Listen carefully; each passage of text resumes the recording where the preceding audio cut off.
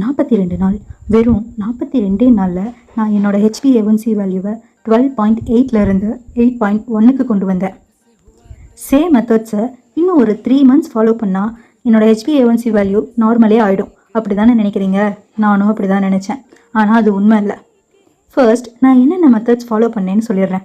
Morning and evening 1 hour walking confirm பண்ணிடணும். லஞ்சுக்கு மட்டும்தான் ஒயிட் ரைஸ் எடுத்துக்கணும்.